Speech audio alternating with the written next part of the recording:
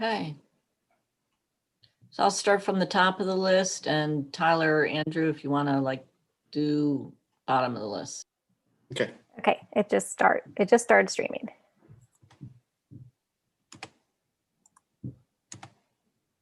Okay. I'll start from the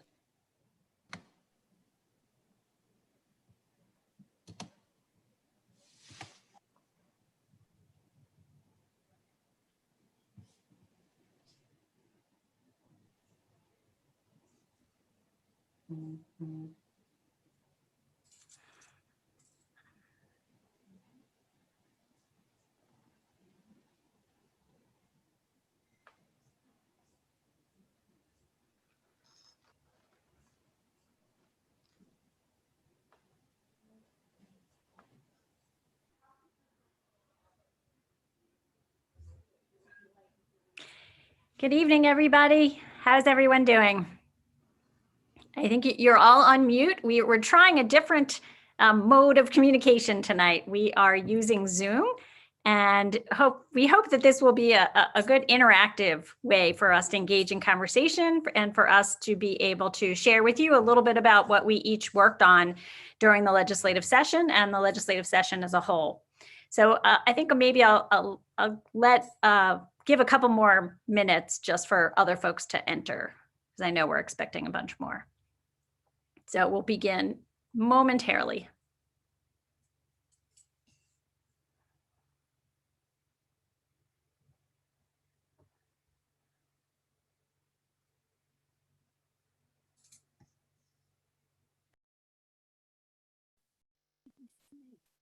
Is the weather better up there?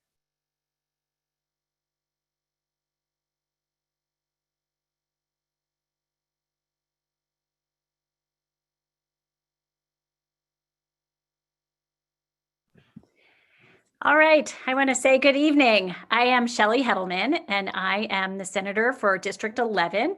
And I'm here with my colleagues, my wonderful colleagues from District 11, Delegate Lisa Belcastro, Delegate John Carden, Delegate Dana Stein. And we welcome you to our District 11 Town Hall. This is a Maryland General Assembly Session 2021 wrap-up.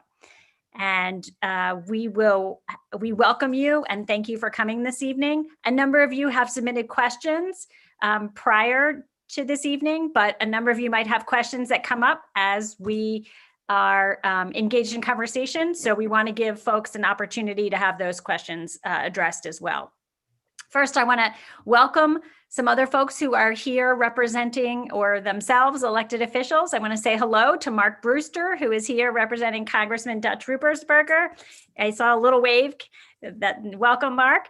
And I also want to say hello and welcome to Councilman and Council Chair Julian Jones, who is also here with us. Welcome. And is there I don't see anyone else who may be here representing others or themselves electeds, but we'll recognize folks if they come in.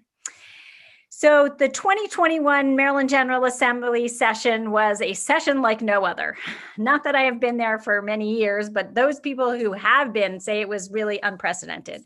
We went into session honestly not knowing if we would be able to complete our 90 days, given all of the restrictions and adaptations we operated under because of COVID-19. We did not have much of an interim session, honestly. For 9 months since we let out of the 2020 session early, many of us were working really long hours trying to get a handle on what the protocols were around COVID-19 and how to keep you informed about the testing, contact tracing, and eventual immunizations for COVID-19. There were a lot of things that we had to adapt to, and we were learning as we were building the plane. Much of what we focused on this session was on addressing the issues that arose over those past 9 months with regard to COVID-19. You will hear about some of them tonight.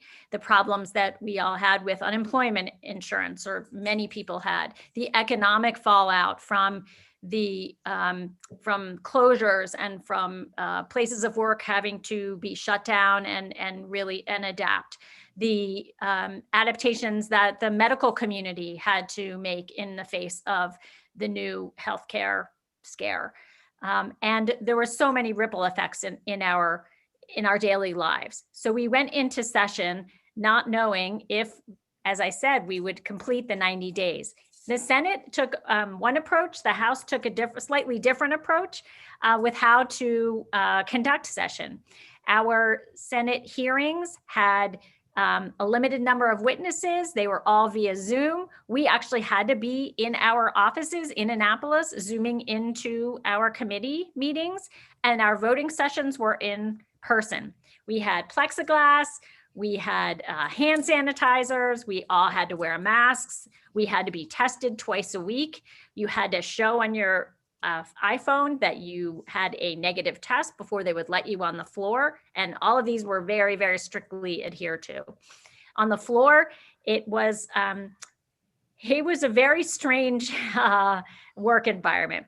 I was basically enclosed with plexiglass walls between my desk and my seatmate's desk. And then I couldn't see the president of the Senate because he was at a slight angle in the front of the room. And there were all these different glass. It was like being in a fun house that wasn't so fun. Really, everything reflected. And it was difficult sometimes to hear too. Sound bounced off of these walls, plus you're on a microphone through a mask, but somehow we made it. Fortunately, to my knowledge, no one got sick. I actually did have to quarantine for 24 hours because someone I sit next to in committee had what turned out to be, fortunately, a false positive. And so I was sent back to my hotel room, and at 2 a.m, I got a text from the president of the Senate that it was just a false positive. So it was a scare, and I could show up in my committee the next day, which was good news. And we got a lot done this session. You'll hear about it tonight. Without further ado, I'm going to just tell you a little bit about the agenda. I'm going to, each of my colleagues is going to talk a little bit about what their committee work was like, and then talk a little bit about, and then afterwards, we'll talk a little bit about our own pieces of legislation. I'll just say I am on the Senate Judicial Proceedings Committee.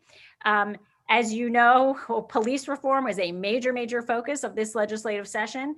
Delegate Cardin is on the companion committee on the House side, the Judiciary Committee. So he is going to talk a little bit more in depth about police reform. We can certainly get into the details in the Q&A if you would like.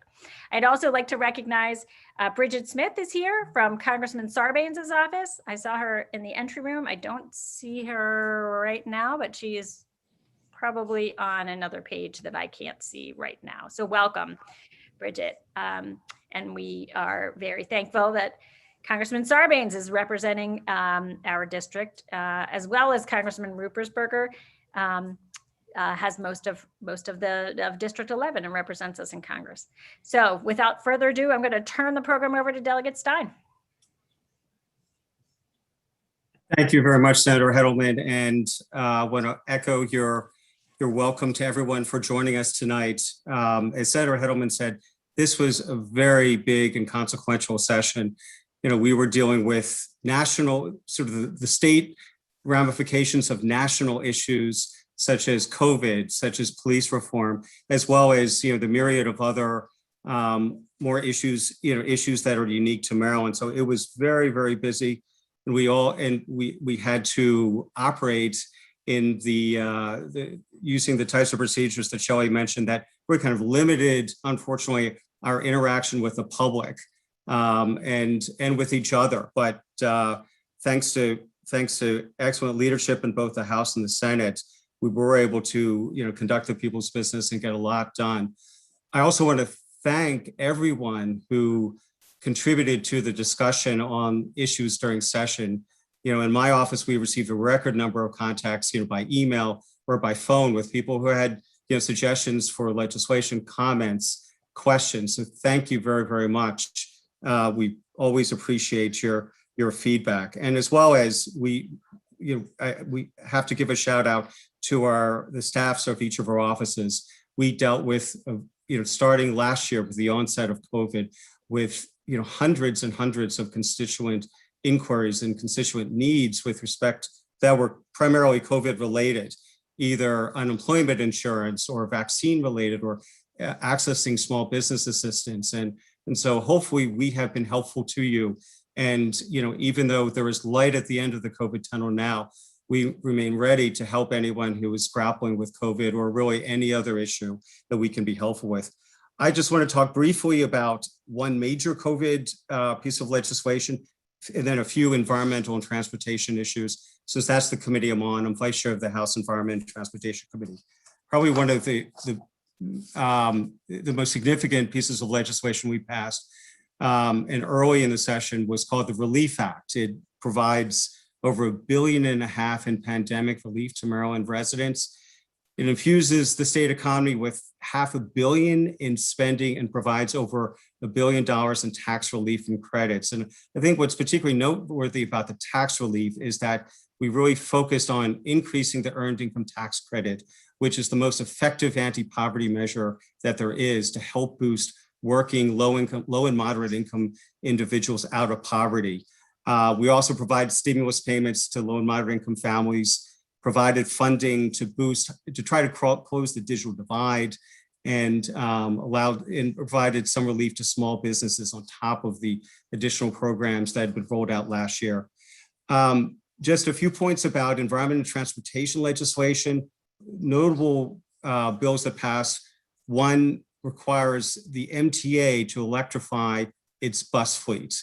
We have, the MTA uses diesel buses, bad for the environment in so many respects, bad for public health. So we passed a bill that says that whenever MTA in the future now buys new buses, they have to be electric vehicles. We mandated a major new tree planting initiative. Trees are good for the environment in terms of pulling carbon out of the air, reducing stormwater, and mitigating the heat island effect. Also in terms of MTA, it's well known that MTA does not have sufficient funding to maintain the safety and reliability of all its different modes. So we passed legislation saying money has to be spent to make sure that the operational and safety issues are remediated by MTA. Two disappointments in the field of the environment. Plastic bag ban didn't make it through the legislature, hopefully next year. And I'll be talking about climate a little bit later in response to a question. Our major climate solutions legislation did not pass because of disagreements between the House and the Senate, hopefully next year as well. So with that, I will hand the figurative microphone over to Delegate John Carden. Thank you, Delegate Stein. Thank you, Senator Hettleman and Delegate Belcastro, who are just an amazing team to work with. And I've said it before, you guys have all heard it before, that we are in a unique district where not only do we have a really well-educated constituency, but we have a team of people that all get along, and that is unusual in Annapolis. So we can work really well together to accomplish things. And we can get into this a little bit. We've brought a lot of access to funds back home to the 11th district, which we can talk about with the leadership of Senator Hettleman and my co-delegates. We have really worked well together to do all that. The uniqueness of this session hopefully will not last.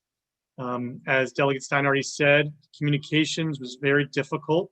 We got over 1,000 communications on different issues from people all over the district about with ideas, concepts, opinions about legislation.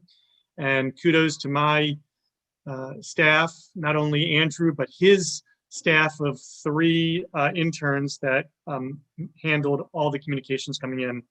And kudos to technology and being able to do our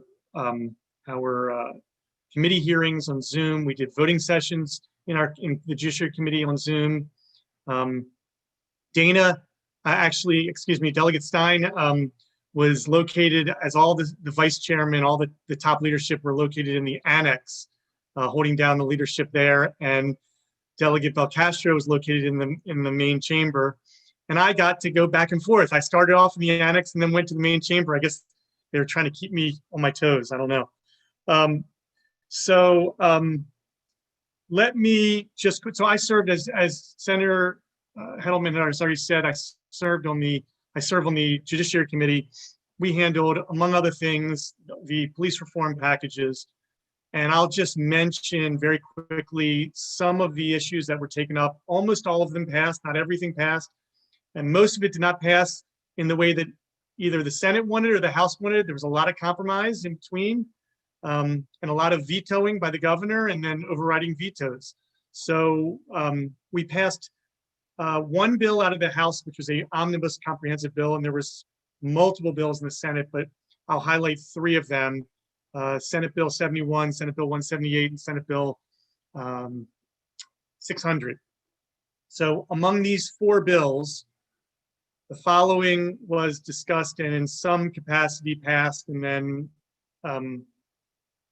we will have to tinker with it as we go on, because as we will find out, not all of it was perfect and we'll need to work on it. But how we prohibiting the police and law enforcement offices from purchasing surplus military equipment from the Army without some kind of need or procurement law. Investigations in deaths by police. Use of force, a new use of force statute, which clarifies and defines exactly what is proper use of force and how it's going to be handled when there's a question as to whether the use of force was incorrect. Civil oversight boards, and when there is a question about a police officer's actions, how that is, the oversight is no longer internal, but done by a non-uniformed civil board. Access to funds for scholarship and for money for police officers to be able to be more involved in community leadership. Implicit bias training for police officers, and public information access and access to information by both victims as well as the press. And then the final thing, which was very close to my heart because it was a legislation that I introduced, which was a reformation of the no-knock warrant, the Breonna Taylor issue. I had actually a client back in 2004, which was had the exact same circumstances as Breonna Taylor. Thank God my client wasn't killed, but there was injuries and there was encroachment based on incorrect information of an ex-girlfriend in very similar factual circumstances. And we did get the legislation, the language of my legislation actually made it into Senate Bill 178, which is Senator Carter's bill. And so I am thrilled that we were able to get that done as well. I have a laundry list of other things that the Judiciary Committee dealt with. I will mention four of them in name, and that's it, and then pass it on to Senator Belcastro. Automatic expungement of criminal records if they were found to be not guilty or null prost. Access to counsel for tenants in landlord-tenant issues. Warrant conversion to subpoenas if the judge feels it's appropriate. The SAFE Act, which helps make sure that we protect new cause of action to protect vulnerable adults. There's just a smattering of some of the issues that we dealt with in the Judiciary Committee and in the Judicial Proceedings Committee on the other side. Delegate Belcastro, it's all yours. Thank you, Delegate Cardin, and I appreciate the promotion that you just gave me to Senator just a couple minutes ago. But absolutely, well, you never know what's never know what's in store in a few years. Who knows? Well, I'm very happy with the representation we have in the Senate now. But anyways, it is so wonderful to be here. Thank you, everyone, for being here tonight. My name is Lisa Belcastro. It's an honor to serve you along with my colleagues here in District 11. I have the honor of serving on the Health and Government Operations Committee, and as you can imagine, imagine, with COVID-19 being at the forefront, we've been tasked with responding to the pandemic and its effects across the state. So tonight, I just want to highlight a couple of the bills that have gone through my committee. The biggest one that, in my opinion, was the Medical Debt Protection Act. In Baltimore County, we have one of the highest rates in the state when it comes to individuals being sued by hospitals for medical debt. So the Maryland General Assembly took actions this session to limit what hospitals can do when trying to collect medical debt, and also provide protections for those that qualify for free and reduced care. So these actions, they include limits on when a hospital can report adverse information to a consumer reporting agency. And then also under this bill, hospitals would not be allowed to garnish wages, take actions leading to a court issuing an arrest warrant, make a claim against an estate of a deceased patient if they were eligible for free care. And then also hospitals wouldn't be able to request a lien against the patient's primary residence. The next really important piece of legislation that came through HGO would be the Maryland Health Equity Resource Act. So the data shows us that our underserved communities were hit the hardest by the COVID-19 pandemic, and there's an importance in increasing access to healthcare services, and that's been shown through the COVID-19 pandemic. So this bill creates health equity resource communities, is what they call them, and it's to fill a need for healthcare services in underserved areas in Maryland. And the goal is to reduce health disparities that we've seen exist, right? This bill would set up a $15 million fund that would incentivize healthcare practitioners and community health workers that practice in a designated health equity resource community. And then finally, this didn't go through HGO, but as a teacher, in addition to being a legislator, I would be remiss if I didn't plug the Blueprint for Maryland's Future. So as a special education teacher myself, I'm really excited about the Blueprint and what its passage means for not just my students, but students across the state of Maryland here in District 11. And if you have school-age children, you know as much as I do that virtual learning has its challenges. And as a special education teacher, I've experienced firsthand that virtual learning has been extremely difficult for our most diverse learners. So while the Blueprint wasn't initially created to be a response to the COVID-19 pandemic, I have to say that we are so very fortunate that we have this well thought out plan ready to go, so that when we start to build, we can build back from the impacts that the COVID-19 pandemic has had on our students. So just to highlight a couple of provisions of the bill, and additionally some measures that the General Assembly took this session, that they will provide summer school programming, tutoring, funding to make sure that our students can bounce back from this mentally strong, increase opportunities for full day pre-K, and career and technical education opportunities. So again, those are my quick highlights from HGO, and then also a little bit on education. But I want to thank you guys again for being with us here tonight, and I'm going to hand it back to Senator Shelly Hettleman. Thanks so much, Delegate Valcastro. I want to talk a little bit about what was going on in the Judicial Proceedings Committee and fill in some of the other pieces of police reform legislation that occupied an enormous amount of our time this session. The Senate did take a very different approach from the House. I think originally we had 9 bills compared to a massive bill that was coming out of the House. During the interim, we actually held hearings on a number of the different police reform issues. And then the pieces of legislation were crafted and just before we went into session and introduced at the very beginning of session. So when the Senate passed each of those pieces of 9 bills, we then had to reconcile the one big bill with the 9 different bills. And that's why some of the bills are House bills that finally passed and some are Senate.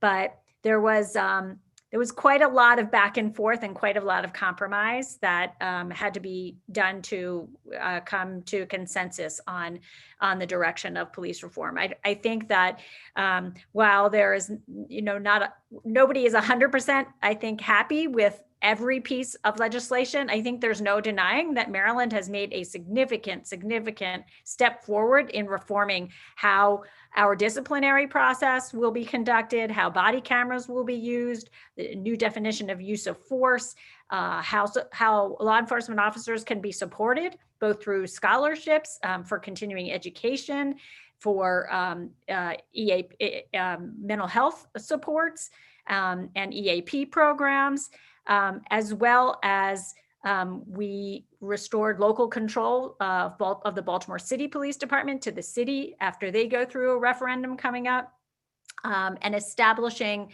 a new transparency really in the disciplinary process through Anton's Law, which is a redefinition of what can be considered personnel records. So there were, at the end of the day, 5 big bills. And as you may recall from some of your reading in local newspapers, we were the first state to have a law enforcement officer's Bill of Rights, and that has been repealed and replaced with a whole new, I'd say rather complex process for filing a complaint against an officer and how that complaint is dealt with. And we can go into detail if people are interested in that. In my committee, we also passed a very substantial piece of legislation called the Juvenile Restoration Act. And that is looking at people who have committed serious felonies and have spent 20 years or more in prison, and will have a chance now going forward to have their case reviewed, a multi-layer process, but it's a recognition that brains, what we know now about brain development in children, that brains aren't really fully developed until about the age of 25. And it's looking at crimes that were committed when people were actually younger than that, and then giving folks an opportunity to demonstrate that that there is rehabilitation in addition to punishment in our criminal justice system, and to have a chance to have their what they have done with their time behind bars, and have a chance to have their sentence reduced if they have demonstrated that they have changed. And so that's a very significant, I think, piece of legislation going forward. We also, and you may have read in the paper, I think it was today, developed a better system for people who have been wrongly incarcerated to get remuneration. And in fact, I think it was today who someone just was released and awarded funds for having been wrongfully incarcerated. Those are just a few of the significant bills that came out of our committee. We also have jurisdiction over transportation issues as well as housing issues. So it is a diverse group of topics and issues that we consider. One of the bills that I am very spend a fair amount of time on is a right to access legal counsel in landlord-tenant issues. We have thousands of people in this state, and we estimate it'll be about 200,000 that are going to be in eviction proceedings by the end of this year because they are behind in rent. We have very significant rental assistance coming from the federal government, thankfully, through the CARES Act initially, now through what's called the Emergency Rental Assistance Program, ERAP program. There's ERAP 1 and ERAP 2. And under the Biden administration, there's the American Recovery Act, which also provides some significant rental assistance. And I have to say, here in Baltimore County, we're doing really good work in getting that funding out the door to people who need it, and working really closely with landlords and the United Way of Central Maryland to ensure that people can stay in their homes, especially in the middle of a global pandemic. This right to counsel legislation also provides a 10-day notice. So a landlord can't file for an eviction until 10 days has passed when the rent is due, so that the idea being that the tenant can have a little bit of time to access counsel if they need it, if they have defenses, and also to be able to perhaps get some funding together to pay their back rent. And There were some other housing legislation that unfortunately didn't make it over the line. And so we'll, be looking at that certainly next year. The other thing that was a heartbreaker at the very end was a way to fund access to counsel. And so that was a disappointment that we didn't get that funded, but we are looking and working with advocates and others. The Access to Justice Commission that was formed by the Attorney General's office that put forth a number of proposals with regard to housing and other access to justice issues. So we'll be looking in the coming days, weeks, months to try and get some funding for right to counsel. So I'm excited about that. Another piece of significant legislation that I'm very pleased passed is a bill that will no longer make pretrial defendants have to pay for their own home monitoring. So one of the benefits, I would say, of the pandemic is that there are more people who are able to stay safely, I would say, in their homes rather than being put behind bars pre-trial. And one of the ways that the courts are doing that is by making them have home monitoring devices. And unfortunately, many of them were being required to pay for that. And that's sort of an element of criminalizing poverty. And Baltimore County, under the leadership of the county executive, actually changed that just at the beginning of session, I think it was. He said that the county will pick up that home monitoring cost. And now under this legislation, we have found other funding via the state to be able to make to cover those costs so that people generally who are lower income people is subject to the home monitoring won't have to pay it themselves. So that was a bill that passed that I'm proud of too and hope will be signed into law. So those are just two bills that I wanted to shine a light on, and now I will turn it over to Delegate Stein.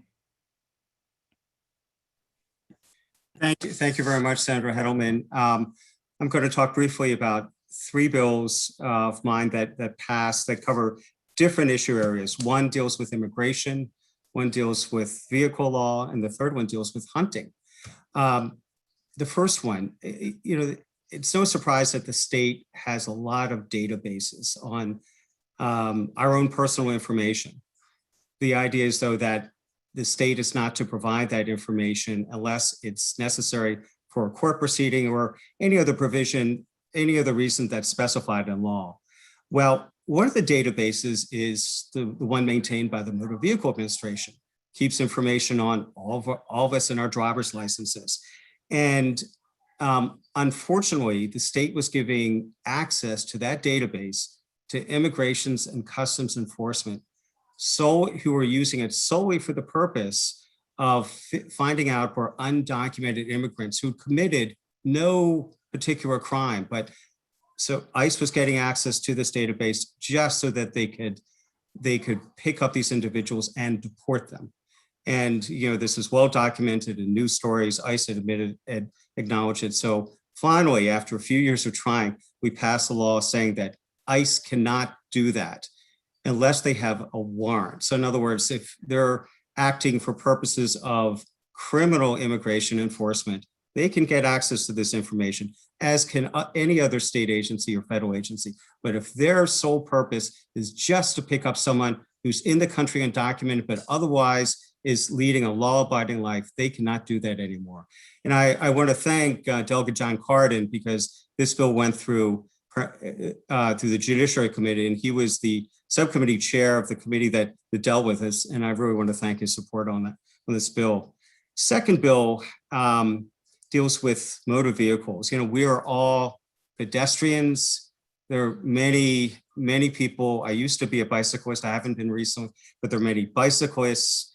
There are children on training wheels, parents pushing strollers, all of whom can be considered as vulnerable road users. Vulnerable in the sense that we are defenseless if a car veers in our direction and would tragically hit us, injure us, in some cases kill us. So up until now, if a driver did that, for whatever reason, injured or killed a vulnerable road user, then then the driver could just walk away with a ticket, maybe $100, and that's it.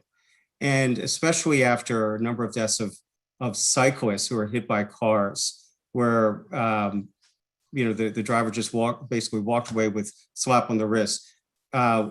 Advocates came up with a bill which significantly strengthens the penalty for a driver to do that. So hopefully now it'll create more protection for pedestrians, for bicyclists, for kids on training wheels, et cetera. And the third bill deals with hunting. I'm not a hunter, but I've got complete respect for those who hunt, lawfully, have their licenses, buy the necessary stamps to, for fishing or hunting. But there are a few hunters that engage in these organized killing contests, primarily of foxes, coyotes, and raccoons, where the goal is nothing to deal with responsible hunting, but just to kill the heaviest or the smallest animals by whatever means possible. And then then the person who kills the most animals gets a prize. And the end result is many times these animals are just dumped in the trash. So Maryland joined the trend of a number of states that says that is not responsible hunting. And so we passed a law, House Bill 293, which banned these organized killing contests. And I think Maryland will be a more humane state as a result. I want to thank the many advocates who supported that. And so with that, I will turn things over to Delegate Cardin.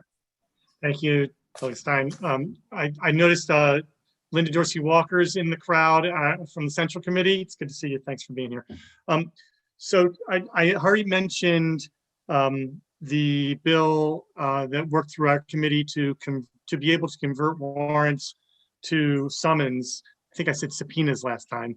I meant to say convert them to summons. This is really clarification to give judges the ability to keep people safe.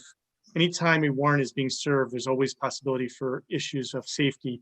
And if you can convert it because they believe that the person's not a threat, to a summons and just mail it to that person or give it to that person, as opposed to arresting that person, it creates a safer environment, and we don't have to worry about people being inappropriately dealt with and any kind of racial bias. So that was a really important but small bill that we negotiated actually through the Civil Subcommittee. The other one that came through the Civil Subcommittee that I'm very proud of, as I mentioned before, is the SAFE Act. The SAFE Act just creates a new civil cause of action for financial exploitation of vulnerable adults or people with disabilities. And it allows for treble damages when you can prove it. It works in conjunction. We worked with not only 3 different sections of the Maryland State Bar, but also the Attorney General's office to make sure that we are attending to the most vulnerable among us, which is really should be one of our major callings as civil servants. The other legislation I wanted to just highlight for everybody is expansion or access to voting. As we have learned over the last few years, the ability to vote is not only a right and a privilege that we all have, but it's something that we all ought to take very seriously and cherish. So there are a few bills that expanded the ability, the franchise to vote. One of which is that we expanded the ability for people who are incarcerated, but not necessarily found guilty of anything that takes away their voting rights, the ability to get access to ballots and to a polling place.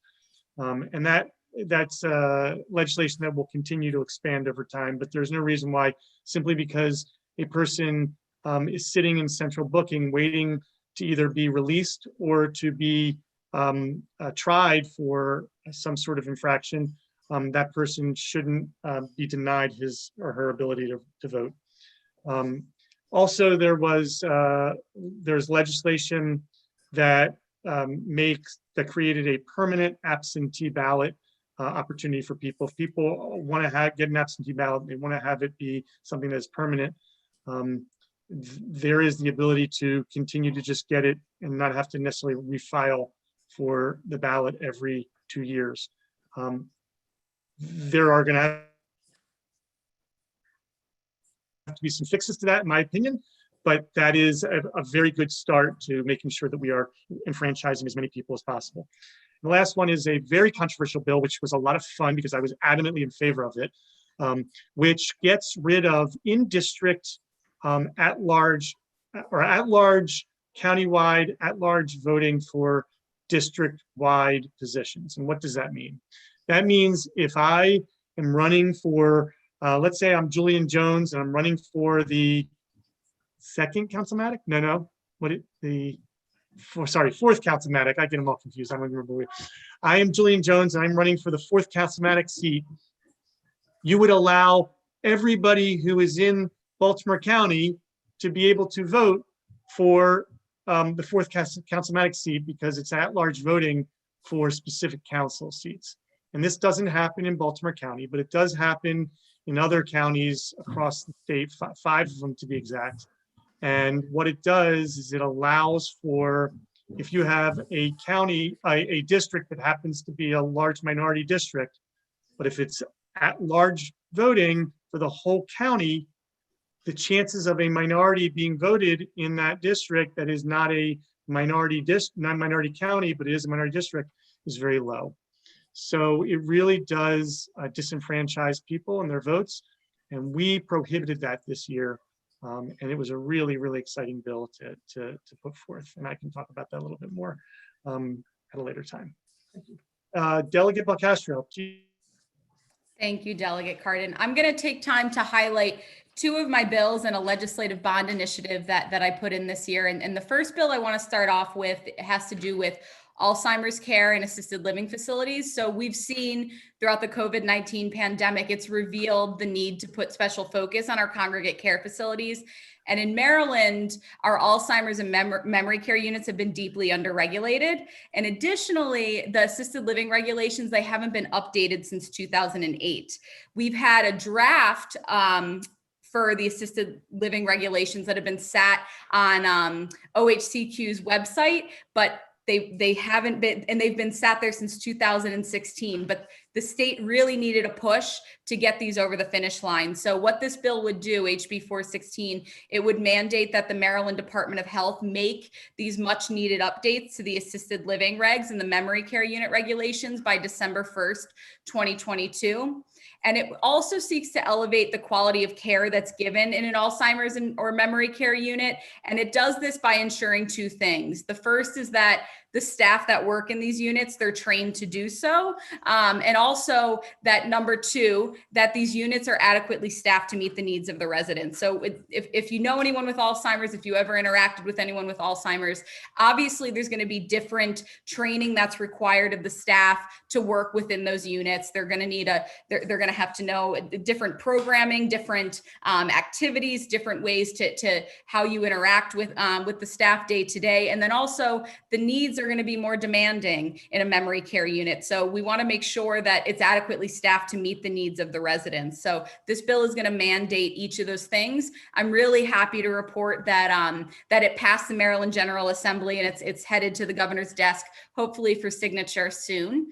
The next bill that I want to highlight, it didn't pass, but it's really near and dear to my heart, and I feel really hopeful about it for next year. And I think it's really important, especially for the times that we're in. So it has to do with suicide prevention efforts. And over in Maryland and across the nation, we've been seeing the rate of suicide go up and up and up every single year. And when you ask that question of yourself of how do we stop that upward moving trend, well, it's a difficult question to answer.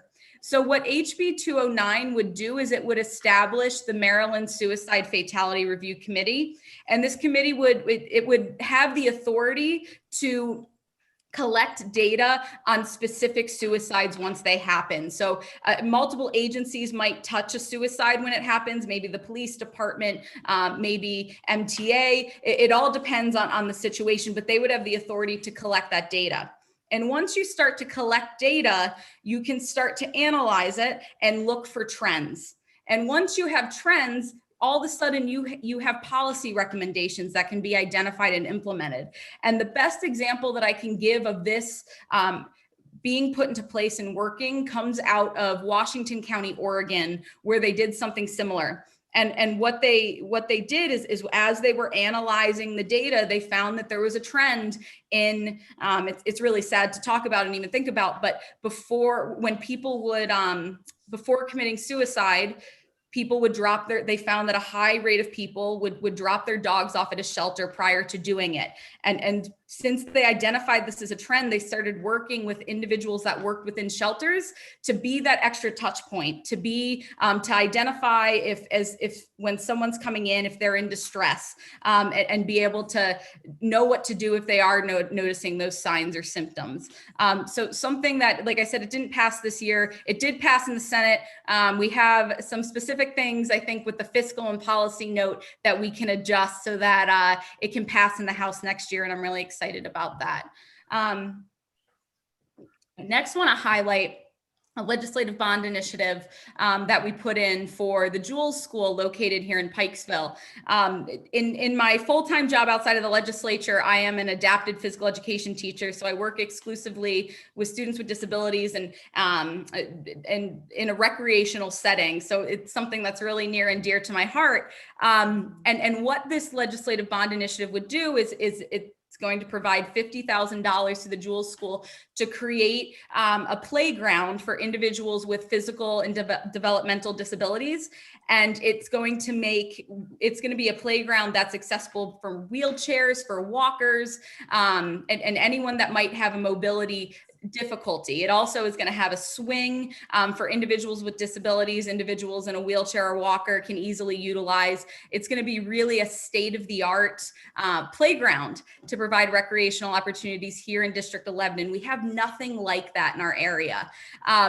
The really exciting part about it is that after school hours, from 3:30 on and on the weekends, it'll be open to the public for anyone to utilize. And it gets me excited thinking about my neighbor. I have a young neighbor about 12 years old who utilizes a wheelchair, and the recreation that she gets each day. Her parents, they walk her every single day, twice a day in her wheelchair around this loop in my neighborhood, and she loves it and she's super energetic every time she's there. But I also am sad for her because there aren't any recreational opportunities in our area for individuals with disabilities. And so what about if instead of just doing that loop around our neighborhood, she's able to go to a playground, use a swing, use a playground, use a seesaw that's tailored to her needs. I'm just really excited about this and what it means for the individuals in our area. But there had a couple of other bills this year, but in the interest of time, I'll stop there and I'll hand it back over. It looks like to Delegate Stein to open up our Q&A. Thank you, Delegate Belcastro. We had many pre-submitted questions, so we'll start with those and then open up for others. And a reminder to use the raise hand feature and that the chat box is open, and we'll do our best to get to as many folks as we can. So I'm going to take a question from among the pre-submitted ones that deals with environment and transportation.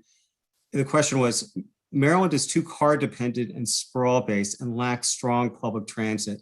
For the sake of fighting climate change, we need to invest heavily in creating walkable neighborhoods. And I guess I have two responses to that. First of all, as we discussed earlier, we did pass a measure that requires MTA to fix and maintain the public transit that we already have.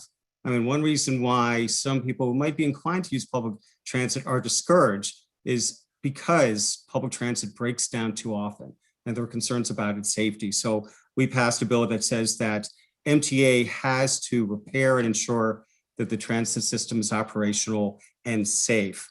And the other thing I wanted to point out on the issue of completing walkable neighborhoods, the idea of there's this idea in the, sort of the pedestrian and transit world called complete streets, where streets are designed so that they're friendly, not just for cars, but for pedestrians and for cyclists. And so we have passed legislation, not this session, but earlier, which provides funding localities to develop these complete streets, so that part of that will be creating walkable neighborhoods. And at this point, I'd like to hand things back over to Senator Hettleman. Thank you so much. I want to answer, one question was submitted. What was the greatest obstacle to getting counsel for evictions funded? And I will say that there were a couple of obstacles. The bill in the Senate was taken up rather late in the session. There was a bill both sponsored by the chair of the Judiciary Committee, Delegate Klippinger, and then one introduced in the Senate at the behest of the Attorney General. And both of them raised fees on landlords raised fees for filing eviction proceedings. And they raised them rather significantly. Right now, our fees range from $15 to $25 to file for eviction. And we are an anomaly compared to other states. The average is around $120. And that's what the bill that the Senate considered raised the fee to initially as it came in. We actually changed that to $50. And it would have raised a significant amount of money for access to counsel. The bill was also combined with raising fees in district court filings and circuit court filings, and those additional funds would have gone to the Maryland Legal Services Corporation, which is the umbrella organization that provides grants to a whole host of different nonprofit organizations that provide civil legal services for a whole range of issues, landlord-tenant, domestic violence, a whole number of different organizations. It's a statewide organization. And the Right to Counsel bill actually creates a Right to Counsel grant fund that will be created in the Maryland Legal Services Corporation. So funds in that bill would have gone to that. So why did it fail? It actually passed the Senate on the last day of session and was sent over to the House, and clock ran out, unfortunately, before the House had the opportunity to vote on it. It was a controversial bill. One is the landlords were opposed to it because it would not have allowed the landlords to pass on the fee to tenants. And there was quite a bit of there was a broad group of advocates from across the state that came together to advocate for a number of different housing reform bills called Renters United Maryland. And that group was very, very, and along with the Attorney General and a number of us in the legislature who believed that those increased costs should not be passed on to the tenants. These are tenants that are at the most vulnerable, at dealing with the prospect of losing their housing. And the landlords, because of the way the system is set up, have really been using I would argue, the eviction process as sort of an extension of their business way of doing business, and just filing for eviction in many cases, the day after rent is late. And which is very different from how it is done in other states. So, so one of the arguments for raising the fee is that it provides a disincentive for that kind of serial filing. Our rate of filing is just through the roof compared to other states. Now, we have multiple times that we provide an opportunity for a tenant to pay and to stay. But still, even with that, there are so many filings that we thought it was an important way to have a reform of the eviction process. So that's one of the reasons why it failed.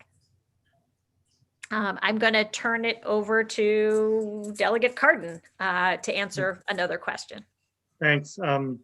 And I will say, because obviously we dealt with this on the House side as well, and we heard from all sides, and we tried to come up with a compromise. We actually were able to get a much more modest bill out of the House early, and unfortunately, as Senator Hettleman said, everything got pushed to the last day, and it just ran out of time.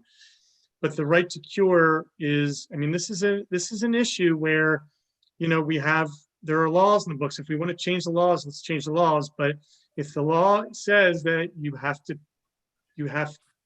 if you sign a contract that says that you're going to pay the rent, we were trying to figure out how to help these tenants who are really hurting, and also make sure that we're not interfering with basic contract law and the rights of the other member of that contract, the other signer of that contract, the landlord, because you're gonna wind up hurting the whole group of everybody living if we mess with contract law. So that was sort of like, you have to look at it from multiple perspectives.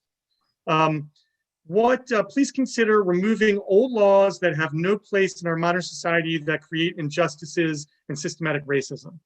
So I'm going to just talk about 3 laws that we took off the books that hopefully are going to impact systematic racism. The first was mentioned by Senator Hettleman, which is the parole, life without parole for juveniles. And it was my chairman, the chairman of the Judiciary Committee's #1 top bill. It was House Bill 3 on this House side. And while we are possibly extending the term of the juveniles may have to serve, the ability to remove the ability to give juveniles an opportunity to prove that they have reformed and rehabilitated and be able to leave incarceration after 15 or 20 years, I think is something that does show movement, and that Maryland is a progressive state. State song, we have taken Maryland, My Maryland, and no longer made it the official state song because of the institutional racism that is built into the song. And the last one, which is probably the most, in my opinion, probably the most important in terms of the wide-ranging impact it's going to have, is the unit rule, which is a rule that says that if you are charged with 5 different counts in a charge, for example, you're charged with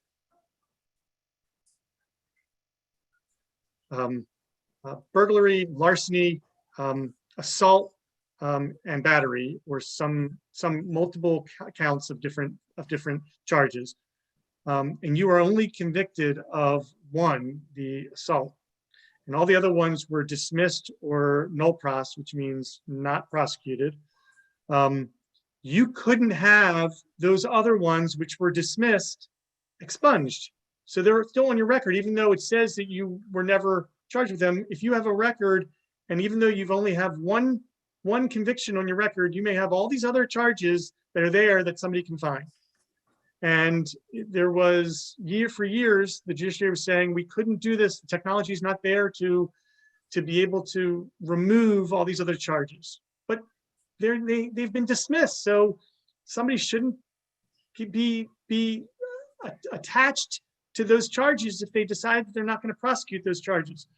And we finally did this year. So these people who are having a hard time finding a job or being able to answer the question, have you ever been charged with a crime? Even though a lot of people aren't, a lot of employers are not allowed to ask that question. A lot of them do. And they can't say no because they can just check their record. Now they can say no because those charges can be expunged, and that will have a huge impact, particularly on minorities in the state. And I am proud that we were able to pass that. I will I'm hop in and pass over to Delegate Belcastro. All good, all good. So this one isn't necessarily about policy that moved through the legislature, but it involves our local Board of Education. So the question is, can boards of education be required to make their budgets public? And can salaries of teachers be made public? So first off, I just want to start off by, if we're going to go to school boards, I want to just start off by saying what a time it is to serve on a school board, and just also highlight how much of public servants our individuals are that step up to serve on our school boards. They're not compensated for what they do. Their meetings go until all hours in the night. And during this time of COVID, having to make decisions of reopening, not reopening, when to send the kids back, how to send the kids back, it's really taxing stuff. And so I just applaud anyone that is serving on a school board right now. But anyways, to get specific to the question, can boards of education be required to make their budgets public? They are public. Baltimore County does a great job of putting together, it's a 300-page document that really outlines the budget. Currently, the operating budget is on their website for fiscal year 2022, and their most recent 2021 adopted operating budget is on their website ready to go. So the fiscal year 2022, I believe Councilman Jones still needs your approval. But yeah, all right, good. I thought so. But once that's done, it will go up as the adopted budget on the BCPS website. And the second question, can salaries of teachers be made public? They essentially are. Every school system negotiates their contracts, or every union within a school system negotiates their contracts and publishes what those contracts are. You would see the way how it works in my school system and most school systems across the state. You would have a grid. If you know the amount of years that a teacher's been serving, it would have all the years listed down one side of the grid, and it would have the multiple steps listed down the other side of the grid. And if you know how long someone's been teaching, you'd be able to figure out how much they make, but it's all there. Another question that we had surrounding education goes along the, it says, how do you and the legislature plan to continue to support sustaining childcare providers in Maryland? And what I would say to that is, our childcare providers, they've been hit really, really hard during this pandemic. And in Maryland, we already have a shortage of childcare providers.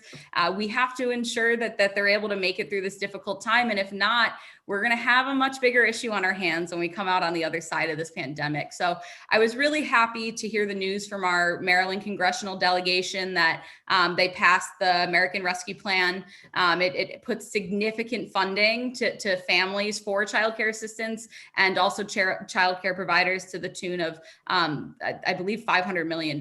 So I was really thankful for that investment. And we owe a great deal of gratitude to our Maryland congressional delegation for really taking that on.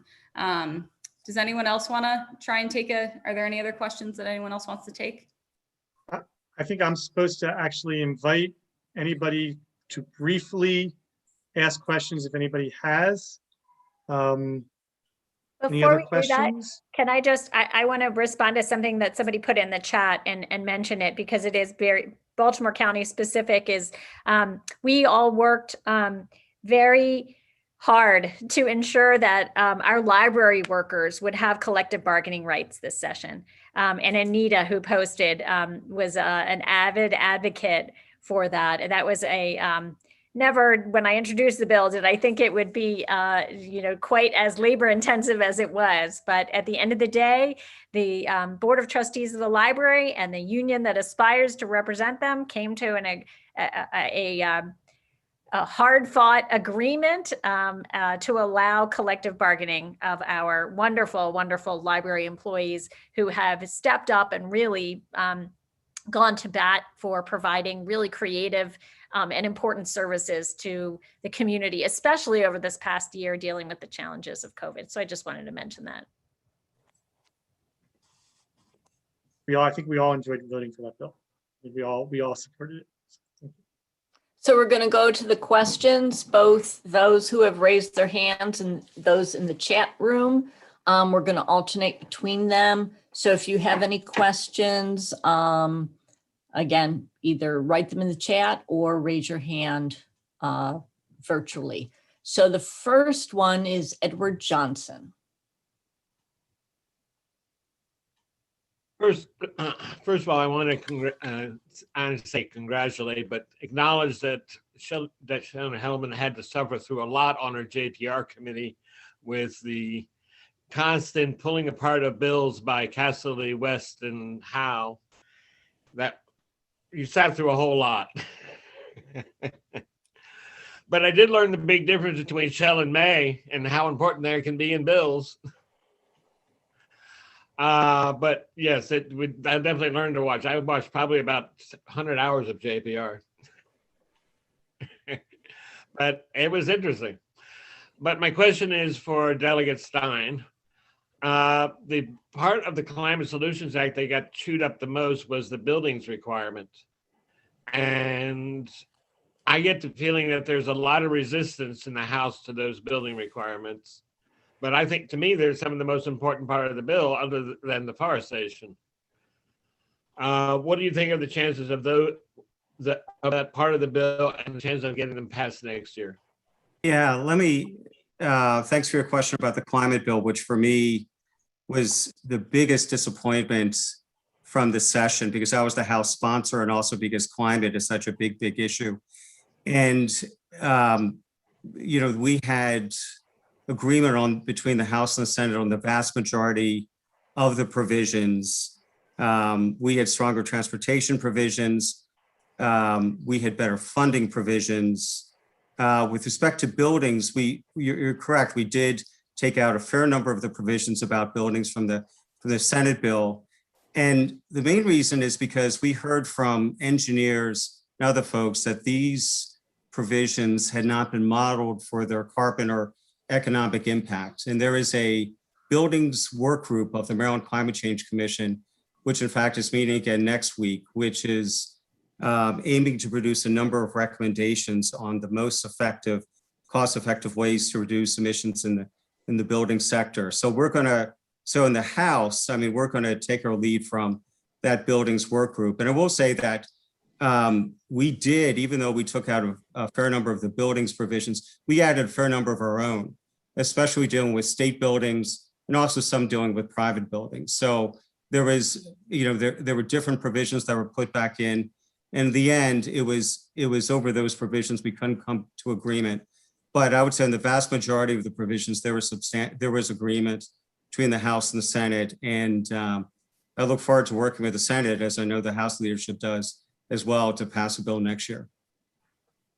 I just want to add one thing here, because I had a bill that I introduced working with a number of folks in Baltimore County to ensure that schools, as well as buildings that were built with more than 25% of state funds, would have to meet certain green building requirements. And so that died along with the larger bill. I'm sorry to see that happen. All right, I'm going to jump in here and pose a question that we got in the chat. It says, the newly enacted use of force statute, section 3-524, establishes a vague and nonspecific necessary and proportional requirement for the use of force and creates statutory sentencing. It glided over any specific regulations of police behavior, relying instead on training. Oops, I lost the question. HB 670 attempted to specifically regulate use of force, addressing the use of choking and other potentially lethal restraint maneuvers, explicitly restricting their use. However, when sent over to the Senate, the resulting SB 626 completely gutted these proposed regulations. My question is, what is the objection? Sorry, I'm trying to scroll here. What is the objection to requiring the Police Training and Standards Commission to create specific regulations regarding a variety of lethal use of force scenarios in general and prohibiting chokeholds? I'll start. I'm sure that Senator Hettleman is going to have something to say as well.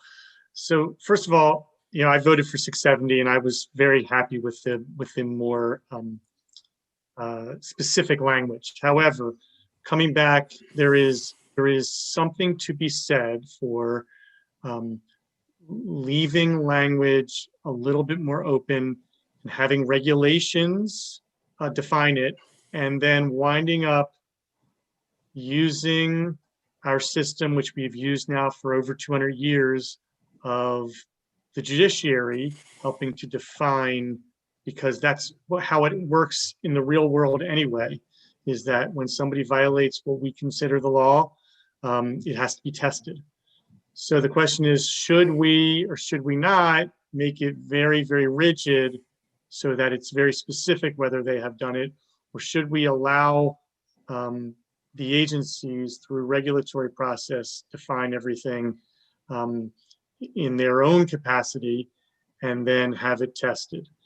And the answer is, I think that Senator Hettleman would say she probably would have voted for 670 as it was originally as well, but you kind of take what you can and you assume that our system, it may take a little bit of time, but our system will eventually develop into a more defined system.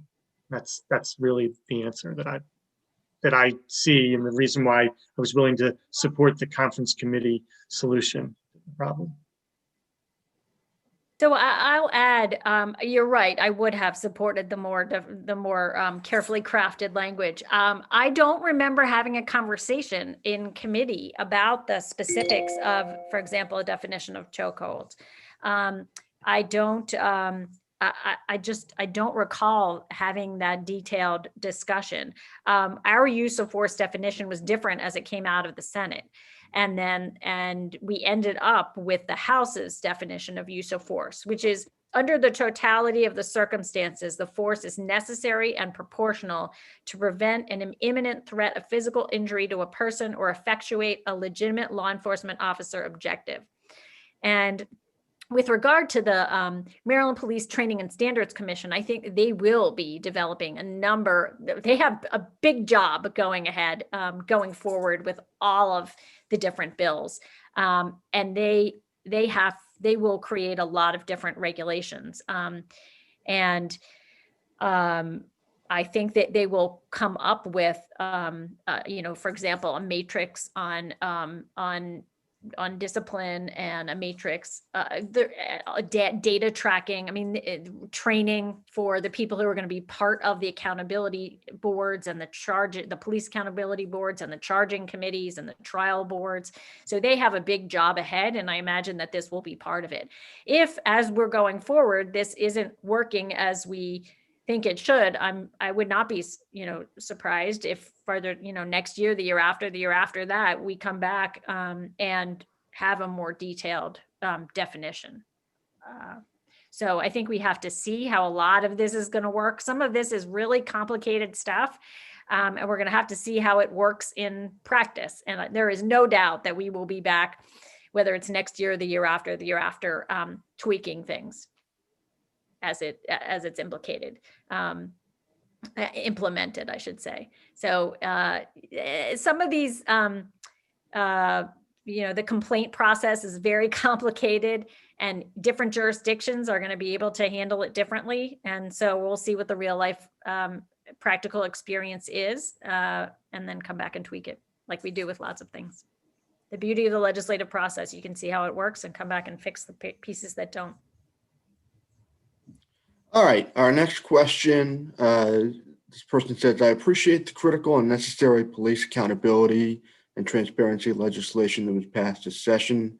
Moving forward, Jews United for Justice, along with our partners in the Maryland Coalition for Justice and Police Accountability, believe that there is much more to be done to address the epidemic of police violence in our state. SROs in some school systems do make arrests, and arrests disproportionately target students of color.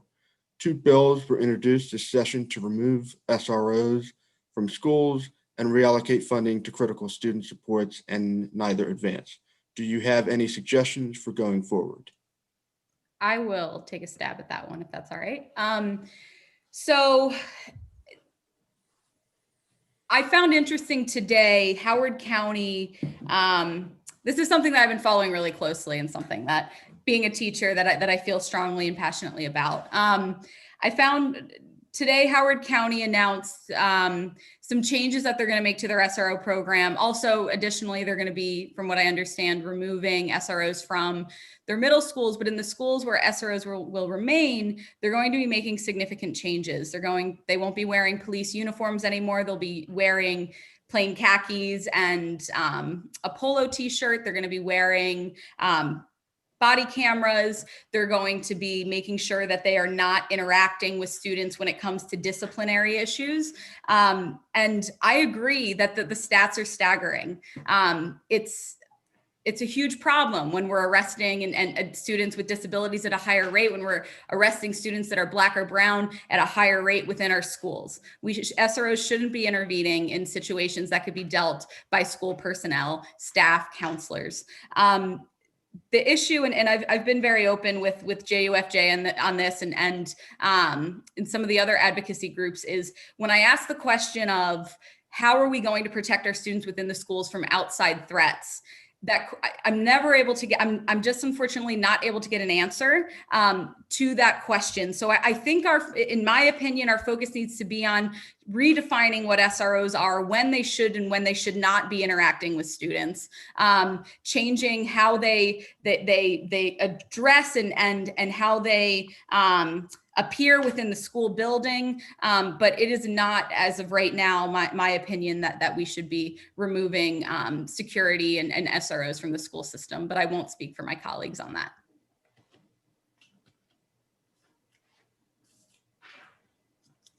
I'll just say that was one of the aspects of reform that did not come before the Judicial Proceedings Committee. That actually came before the Education, Health, Education, Health, and Environment Committee. So it never got to the floor, and we didn't have an opportunity to consider it. It is something that I hear about from advocates. I will say I do also have, I have looked at the data. The data is definitely concerning, but when I talk to constituents about it, they actually generally have a fairly positive view of the police officers in our Baltimore County school system. I don't know if that's because the program has been around for a long time, but in fact, I had an intern this session who talked about what a positive impact her SRO had on her growing up in Owings Mills. And so that, people have a lot of different opinions about it, but we did not have an opportunity this year to consider it in the Senate. I'll just jump in to say that I too feel conflicted on this issue. I agree that the stats concerning arrests are very, very troubling. And at the same time, the question of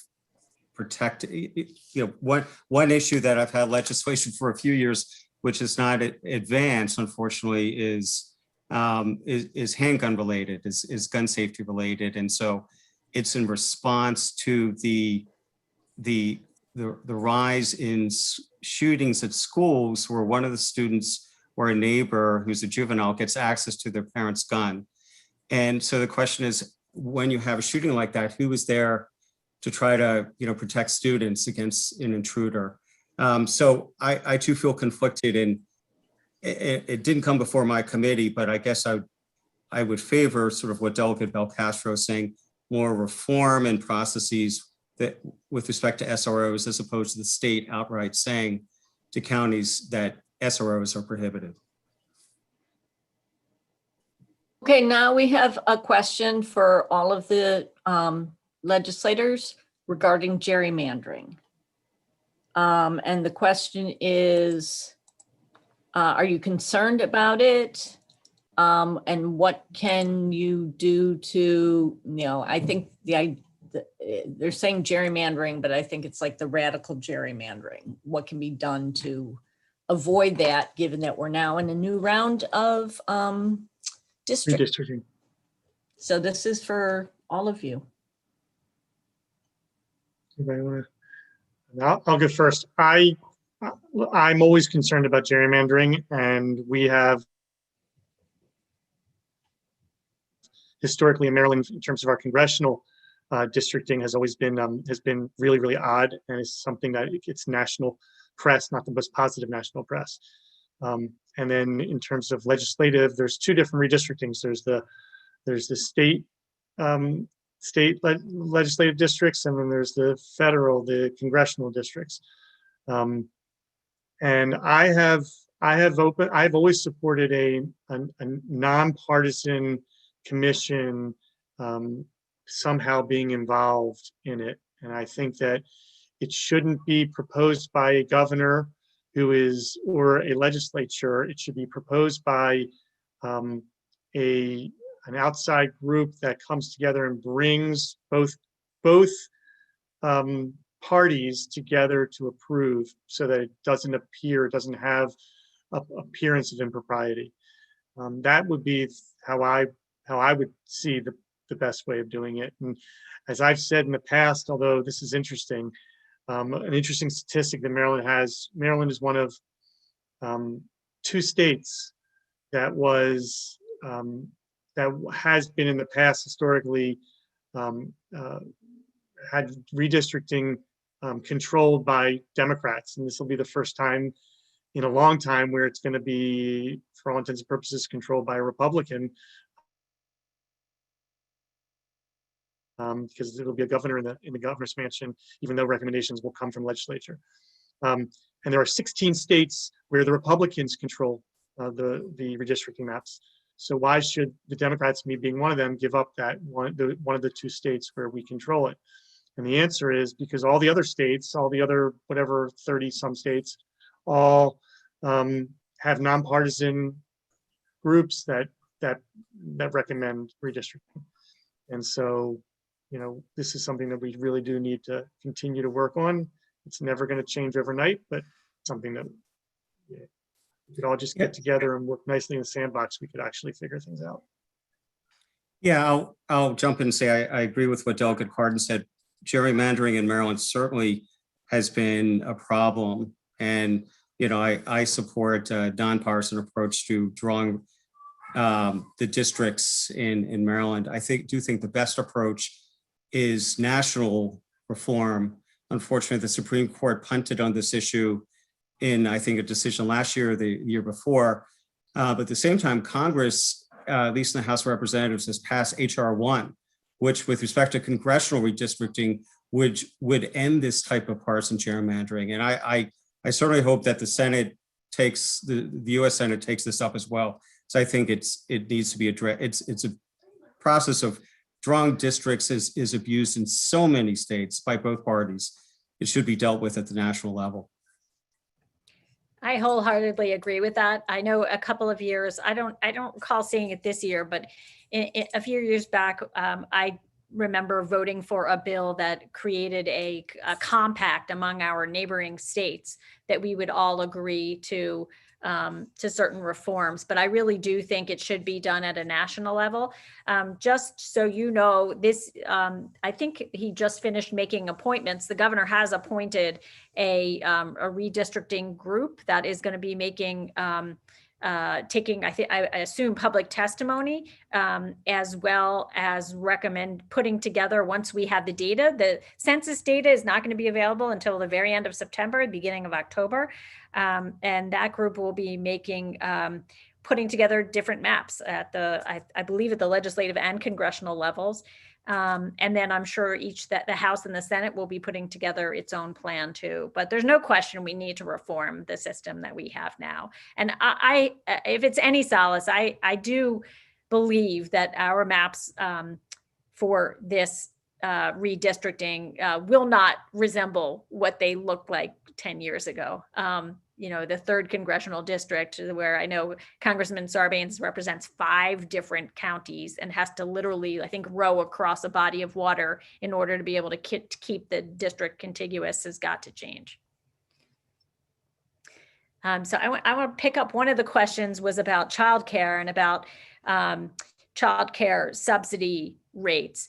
So the reimbursement rates have I guess Mr. Gutman says the state needs to increase subsidy reimbursement rates so that providers receive funding that promotes quality versus just adequacy. And I couldn't agree more. The unfortunate thing is that fortunate and unfortunate, I believe it was last year, the state made a commitment to make a significant jump in the subsidy reimbursement because it had lagged so far behind in years past.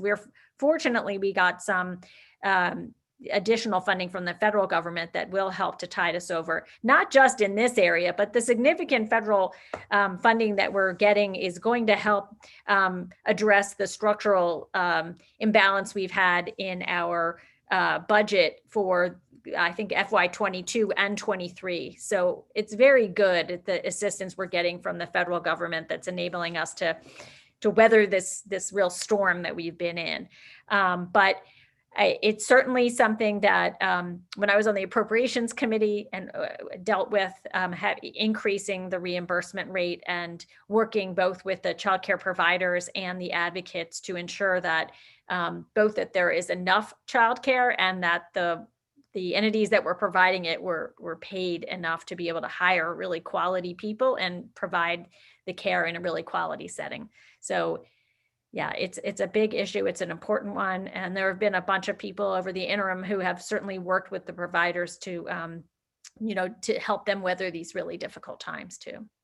I think we are about to wrap up. I just want to say thank you to everyone for joining us. I want to say a special thank you to my staff, Molly Berger, who is here tonight, and who has helped run the technology piece of this and helped keep everyone in the loop and keep everyone in Zoom and questions flowing, and just really appreciate all of her work. My chief of staff, Mara Dunnigan, who's getting some much needed time off right now and gets to have the night off. I hope she's not watching via YouTube. And my interns who were really tremendous this session, Eliav, who was, I think, on here earlier, and Lily and Rochelle. We had a great team this session, and Janet Ekman, who is also my legislative liaison. Many of you may have worked with her, who's been wonderful. I just want to say thank you to everyone. One thing we didn't mention, which is a really big and important accomplishment that we all worked on together, was the $1 million we got from the state for the Pikesville Armory. It's really a transformative project for the district. We're really thrilled that the county executive has also committed $1 million through his recently announced budget. And we look really forward to working with the Pikesville Armory Foundation under the leadership of Shelly Morheim and Dean Rundell, and of course, Howard Needle and Mel Mintz, who put in so much time, and the 1,000 Friends of Pikesville who have worked, and the Rec Council and the veterans. I mean, they're just and the Boys and Girls Club. There's so many great groups and wonderful community advocates that are making forward progress on this really important project for our community's revitalization. So I want to say thank you to all of my colleagues, say thank you to you for joining us tonight, for keeping us in the loop with what you're thinking about during session. We heard from also a record number. We heard from over 3,000 people during session. And hopefully, if you haven't gotten our end of session note via email, you'll get it via snail mail this week. And please don't hesitate to reach out to our office if we can ever be of assistance to you on any issue that you have going forward. Thanks for spending an hour and a half with us tonight. Turn it over to my colleagues. Yeah, I'll just say, I echo what Senator Hettleman has said. Thank you all for joining us tonight, and also for your regular communication with us during session and out of session. And, while thanks to the miracle of modern medicine, things with COVID, the COVID situation is not as stark as it was last year. There's still a lot of people hurting. So if you know of someone who's still struggling with not getting their unemployment insurance benefits, having difficulty accessing vaccines or any other state program, please get in touch with us. I will echo all those remarks from my colleagues and just say, stay safe. Don't forget, even though we're getting to the end, hopefully to the end, to the light at the end of the tunnel, we still need to all maintain safety protocols. So please do that. And we look forward to hearing from you in the coming weeks and months. In the interest of not being repetitive, I just want to ditto everything that my colleagues have said, but I do want to give a special shout out to my Chief of Staff, Tyler Hagan. This has been both of us. We just went through our first full legislative session, and operating over Zoom, trying to learn how Annapolis works, he has just been absolutely stellar. He hasn't had much training. We've been learning as we're going, and I just really appreciate all of the work that he puts in and does for the office and for District 11. So I just wanted to take that opportunity to plug Tyler Hagan. Thanks, everyone. Okay, I think that's a wrap for everybody, but thank you again for being with us, and please don't hesitate to reach out. They'll actually, I think there'll be a screen sharing at the end with all of our contact information, and please don't hesitate to reach out to us during the interim if you have ideas for legislation or if you need assistance with anything else. Thank you. Stay safe, everyone. Have a wonderful night. Bye. Have a great night.